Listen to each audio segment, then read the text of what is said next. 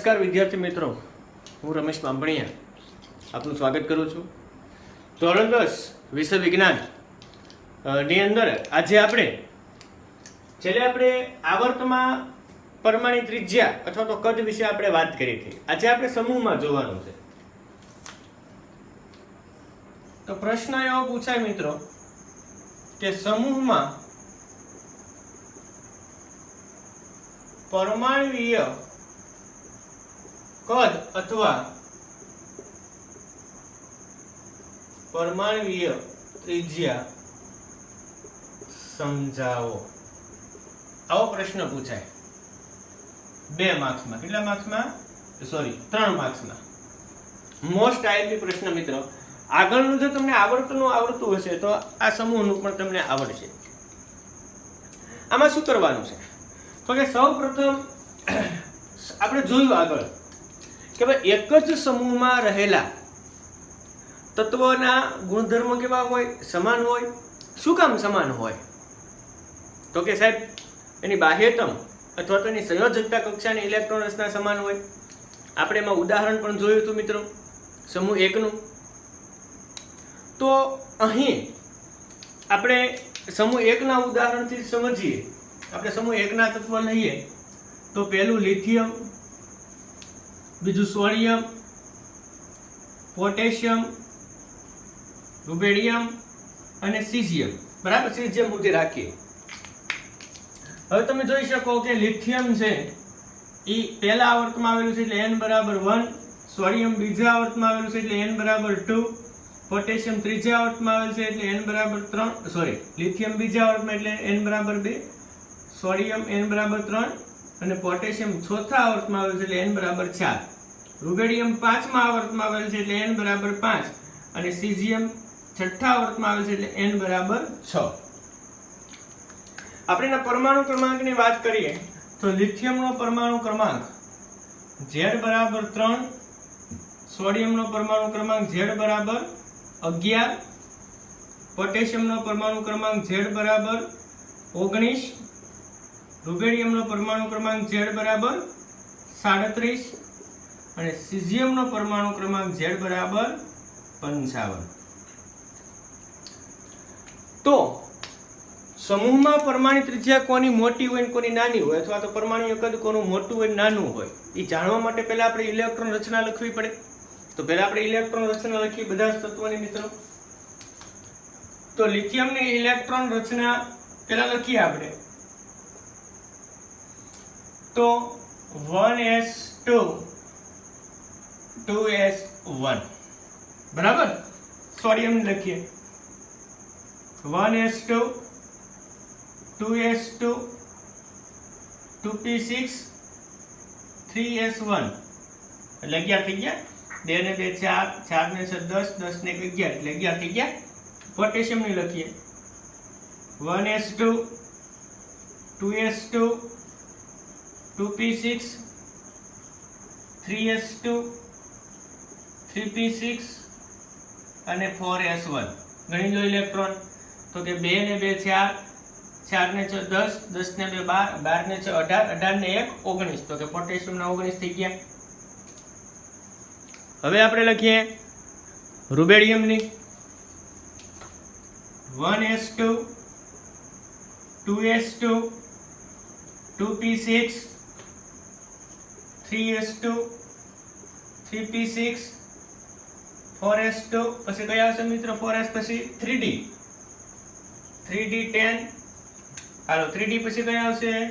તો કે 4p6 અને 5s1. ઇલેક્ટ્રોન ગણી લઈએ આપણે.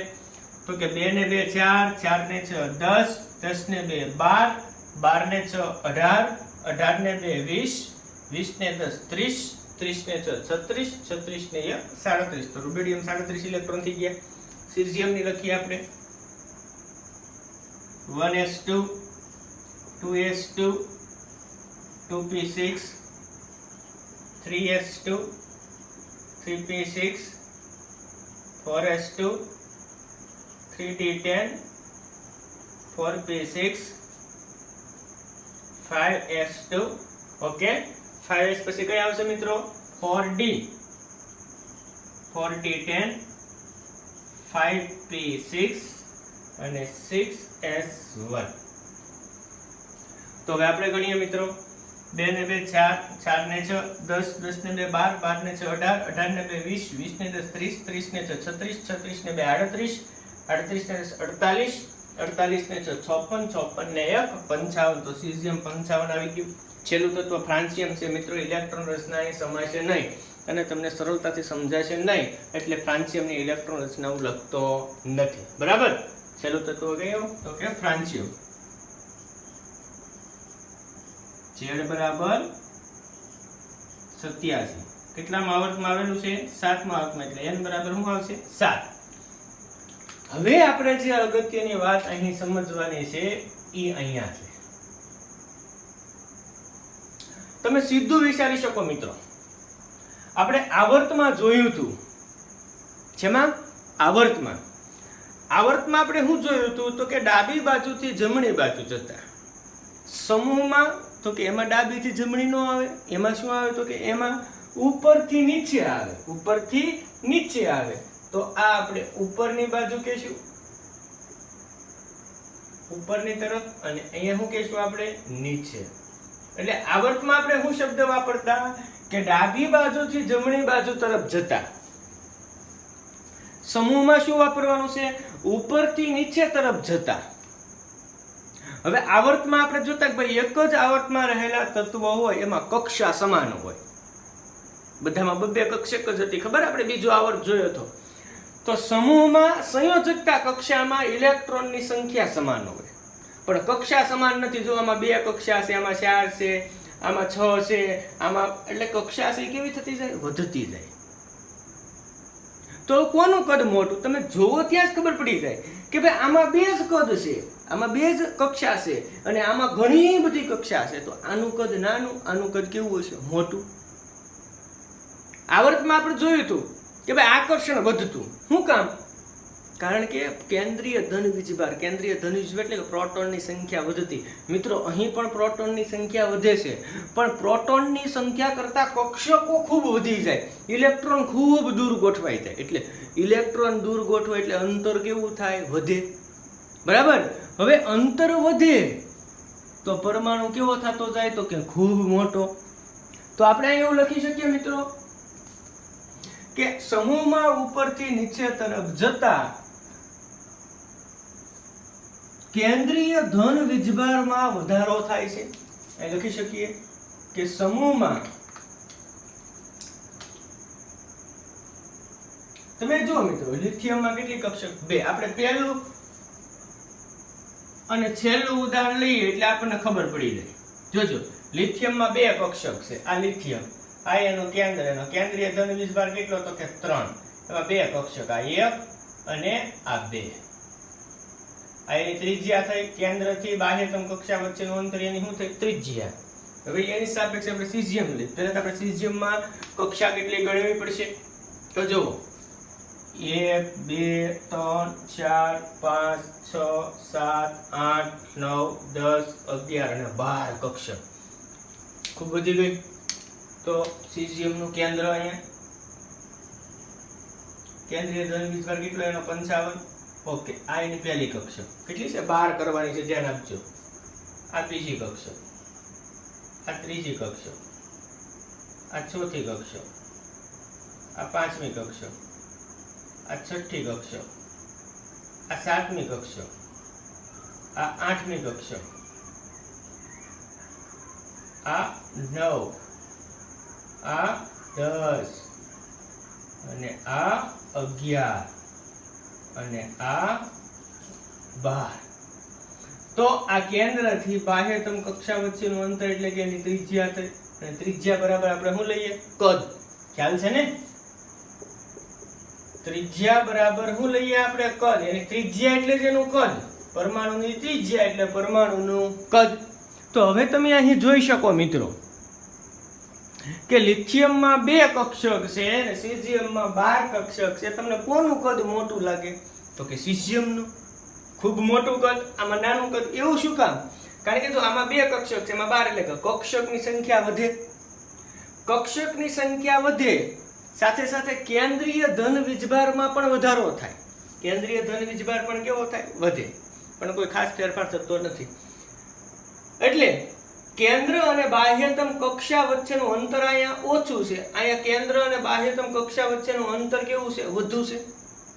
તો અંતર વધુ તો ત્રિજ્યા મોટી, અંતર ઓછું ત્રિજ્યા નાની. એટલે અહીંયા આપણે લખી શકીએ કે કેન્દ્રીય ધન વીજભાર વધે પરંતુ કક્ષામાં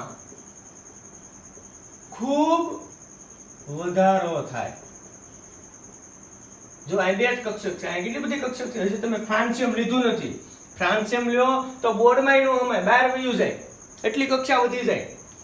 ખૂબ કક્ષામાં વધારો થાય એટલે કે કેન્દ્ર અને ઇલેક્ટ્રોન વચ્ચે અંતર વધે.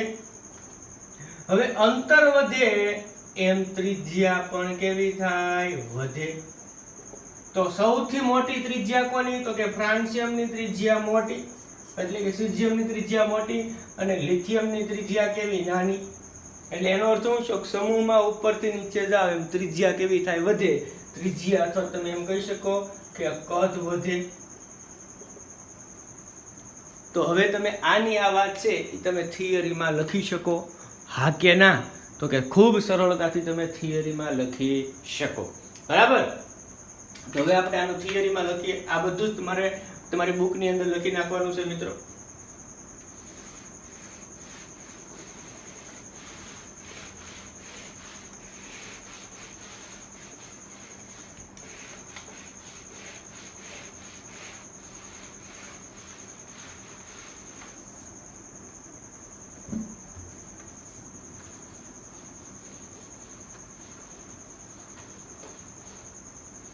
આવું તમે કોઈ પણ સમૂહ માટે જોઈ શકો મિત્રો.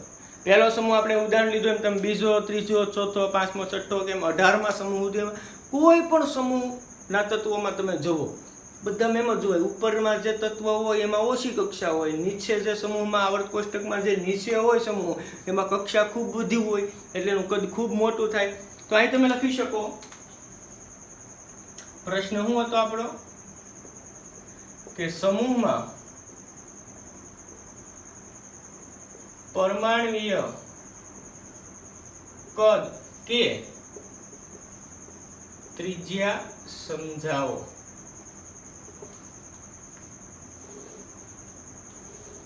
અથવા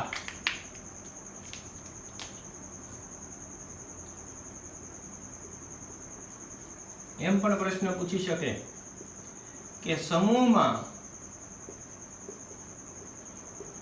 ઉપરથી નીચે તરફ જતા પરમાણ્વીય કદ અથવા તો તમે ત્રિજ્યા પણ કહી શકો વધે છે, કારણ આપો. આવી રીતના પણ તમને પરીક્ષામાં પ્રશ્ન છે એ પૂછી શકે મિત્રો. તો હવે આપણે આનો જવાબ લખીએ મિત્રો કે સમૂહમાં ઉપરથી નીચે તરફ જતા શું થાય? તો કે કેન્દ્રીય ધન વીજભારના વધારા સાથે કેન્દ્રીય ધન વીજભાર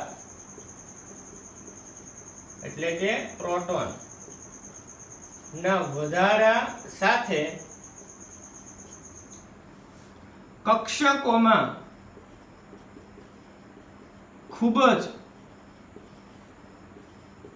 વધારો થાય છે. તેથી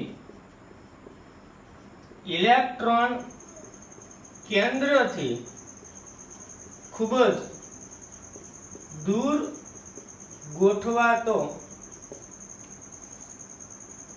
હોવાથી ઇલેક્ટ્રોન અને કેન્દ્ર વચ્ચે અંતર વધતું જાય છે. ક્યાં? તો કે સમૂહમાં. માટે સમૂહમાં ઉપરથી નીચે તરફ જતા કદ કેવું થાય? વધે છે, અથવા તો ત્રિજ્યા વધે છે. તો પરીક્ષામાં પૂછાય મિત્રો, તો એટલી થિયરી તમારે લખવી પડે. બરાબર. હવે આપણે જોઈએ સમૂહ 1 માં. બરાબર. સમૂહ 1 નું ઉદાહરણ આપણે લીધું હતું.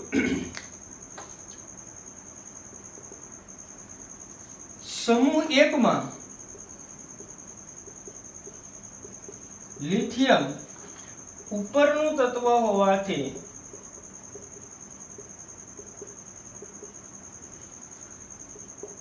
તેમાં કક્ષા ઓછી છે અને તેથી એનું કદ છે કેવું છે? ખૂબ નાનું. તેથી કદ કેવું છે? નાનું છે. રેડી? હવે નીચેના તત્વોની વાત કરીએ કે સમૂહ જ્યારે ફ્રાન્સિયમ અથવા તો તમે સીઝિયમ પણ લખી શકો, ફ્રાન્સિયમ સમૂહમાં નીચેનું તત્વ હોવાથી તેમાં કક્ષા વધુ છે અને કક્ષા વધુ હોવાથી સીઝિયમનું અથવા તો ફ્રાન્સિયમનું કદ ખૂબ મોટું છે.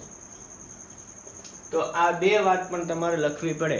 કોઈ પણ સમૂહની અંદર મિત્રો ઉપરનું તત્વ હોય એનું કદ ખૂબ નાનું હોય અને નીચેનું તત્વ હોય એનું કદ ખૂબ મોટું હોય. યાદ અહીંયા રાખવાનું એવું છે કે પરમાણુ ક્રમાંક સમૂહમાં ઉપરથી નીચે તરફ જાવ એમ વધે છે. સ્વાભાવિક છે, પરમાણુ ક્રમાંક વધે એટલે ઇલેક્ટ્રોનની સંખ્યામાં પણ શું થાય? વધારો. ઇલેક્ટ્રોનની સંખ્યામાં વધારો થાય એટલે કક્ષામાં પણ શું થાય? વધારો.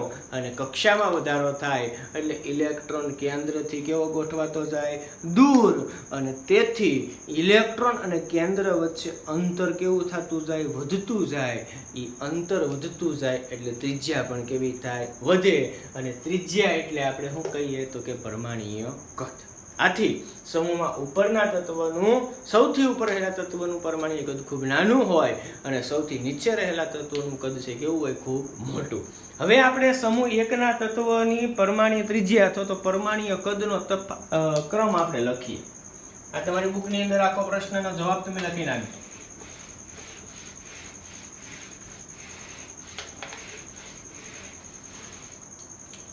એવો પ્રશ્ન પૂછાય કે સમૂહ 1 માં રહેલ તત્વના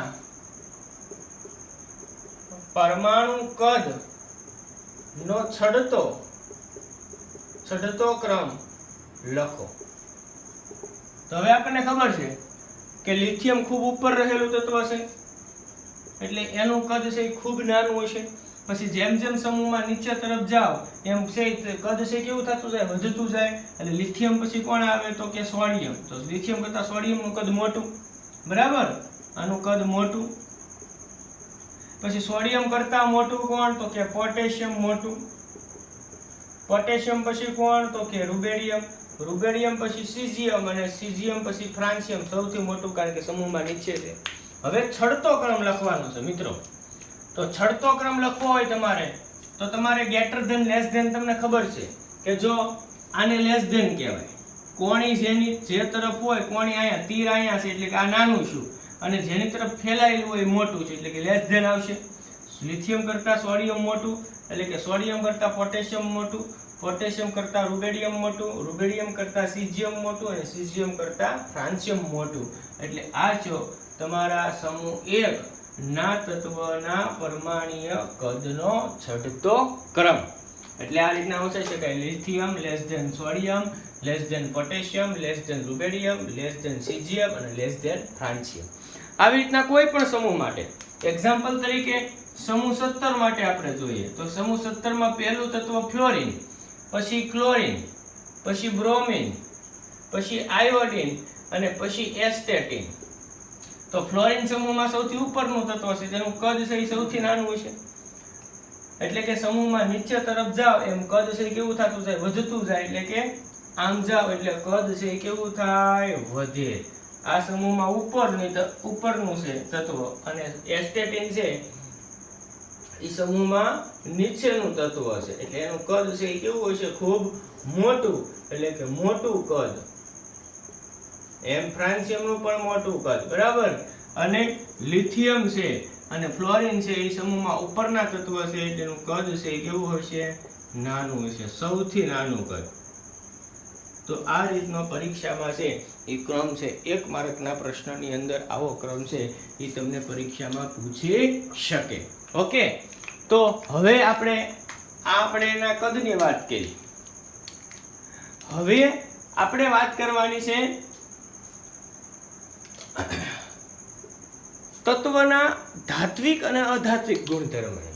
હવે ધાત્વિક ગુણધર્મ એટલે શું, અધાત્વિક ગુણધર્મ એટલે શું, એ આપણે જોઈએ.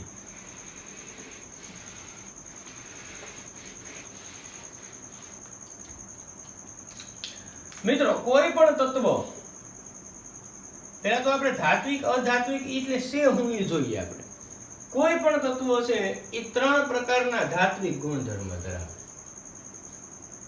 કેટલા પ્રકારના ગુણધર્મ ધરાવે? 3 પ્રકારના. કયા કયા? તો કે ધાતુ,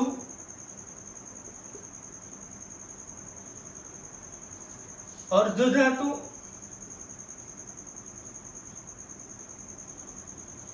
અને અધાતુ. આને એનો ધાત્વિક ગુણધર્મ કહેવાય. કયા ગુણધર્મ કહેવાય? એના ધાત્વિક ગુણધર્મ.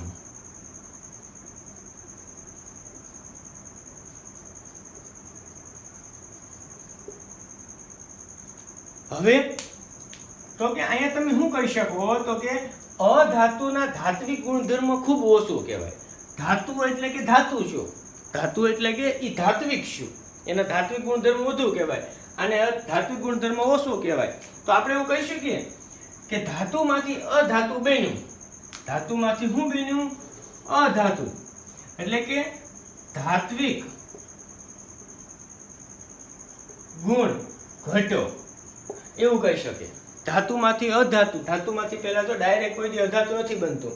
તમે આવર્ત કોષ્ટકમાં જુઓ ને તો ડાબી બાજુના ધાતુ, જમણી બાજુના અધાતુ અને વચ્ચેના અર્ધધાતુ. ખાસ યાદ રાખજો, ડાયરેક્ટ ધાતુમાંથી અધાતુ ક્યારેય ન બને. ધાતુમાંથી અર્ધધાતુ અને અર્ધધાતુમાંથી શું બને? ધાતુ.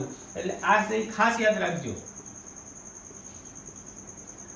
તો ધાતુનો ધાત્વિક ગુણધર્મ વધુ છે અને અધાતુનો ધાત્વિક ગુણધર્મ કેવો છે? ખૂબ ઓછો. બરાબર. હવે આપણે ક્રમ પછી જોઈશું કોનો ધાત્વિક ગુણધર્મ વધુ ને કોનો અધાત્વિક ગુણધર્મ વધુ, એ આપણે પછી જોઈએ. પણ એ પહેલા આપણે વાત કરવાની છે કે ધાતુ એટલે શું, અધાતુ એટલે શું, અર્ધધાતુ એટલે શું. બરાબર. તો ધાતુ કોને કહેવાય? તો કે જે તત્વ ઇલેક્ટ્રોન ગુમાવે. અધાતુ કોને કહેવાય? તો કે જે તત્વ ઇલેક્ટ્રોન મેળવે. અને અર્ધધાતુ કોને કહેવાય? તો કે જે તત્વ ઇલેક્ટ્રોનની શું કરે? ભાગીદારી.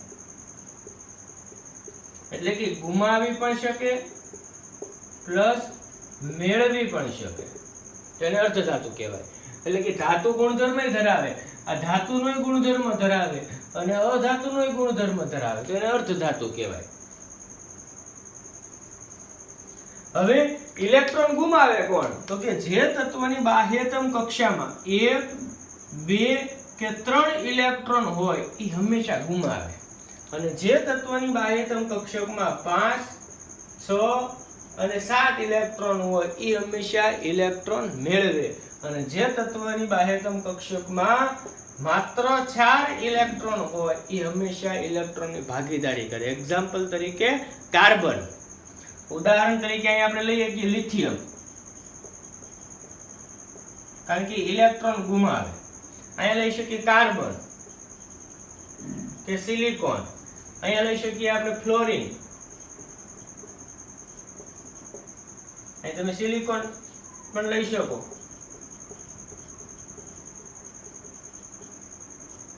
હવે પ્રશ્ન એ છે કે ધાતુ છે એ આવર્ત કોષ્ટકમાં ક્યાં જોવા મળે? તો કે ધાતુ છે એ આવર્ત કોષ્ટકમાં ડાબી બાજુ હોય,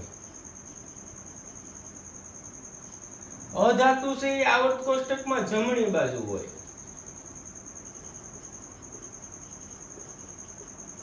અને અર્ધધાતુ છે એ આવર્ત કોષ્ટકમાં મધ્યમાં હોય. બરાબર. તો આ વાત કરીએ આપણે ધાતુ, અધાતુ અને અર્ધધાતુની. નંબર 2 કે હવે આવર્તમાં પણ ધાત્વિક ગુણધર્મ વધઘટ જોવા મળે અને સમૂહમાં પણ ધાત્વિક ગુણધર્મ વધઘટ જોવા મળે. તો કઈ રીતના જોવા મળે? સ્વાભાવિક છે કે પહેલા આપણે આવર્તમાં વાત કરીએ તો મિત્રો આપણે જોયું હતું કે આવર્તમાં ડાબી બાજુના તત્વનું કદ ખૂબ મોટું હોય અને જમણી બાજુના તત્વનું કદ ખૂબ નાનું હોય. આપણે જોયું હતું કે ભાઈ ડાબી બાજુના જે તત્વ છે એમાં આકર્ષણ કેવું હોય? ઓછું હોય. કેવું હોય? ઓછું. અહીંયા જે ઇલેક્ટ્રોન હોય, ઇલેક્ટ્રોન અને કેન્દ્ર વચ્ચે આકર્ષણ કેવું હોય? ઓછું, કારણ કે અંતર વધુ છે. જમણી બાજુના તત્વોમાં આપણે જોયું હતું કે ભાઈ અહીંયા અંતર ખૂબ ઓછું છે એટલે કે અહીંયા આકર્ષણ કેવું હોય? વધુ હોય. બરાબર. તો હવે અહીંયા ઇલેક્ટ્રોન ઓછો આકર્ષાયેલો છે, આ ઇલેક્ટ્રોન વધુ આકર્ષાયેલો છે. કયો ઇલેક્ટ્રોન મુક્ત થાય? તો કે સાહેબ ઓછું આકર્ષણ ધરાવતો ઇલેક્ટ્રોન છે એ અહીંથી મુક્ત થઈ શકે. અહીંયા આકર્ષણ વધુ છે એટલે આ ઇલેક્ટ્રોન છે એ મુક્ત થઈ શકતો નથી. એનો મતલબ આ ઇલેક્ટ્રોન મુક્ત થાય એનો મતલબ ઇલેક્ટ્રોન ગુમાવ્યો એવું કહી શકીએ. તો ઇલેક્ટ્રોન ગુમાવે એને માટે એને શું કહીએ આપણે? ધાતુ. એટલે કે ડાબી બાજુના ધાતુ હોય. જમણી બાજુમાં તો કે ઇલેક્ટ્રોન મુક્ત થઈ શકતો નથી એટલે ઇલેક્ટ્રોન મુક્ત ન કરી શકે એટલે શું કરે? મેળવે. ગુમાવે નહીં તો શું કરે? મેળવે.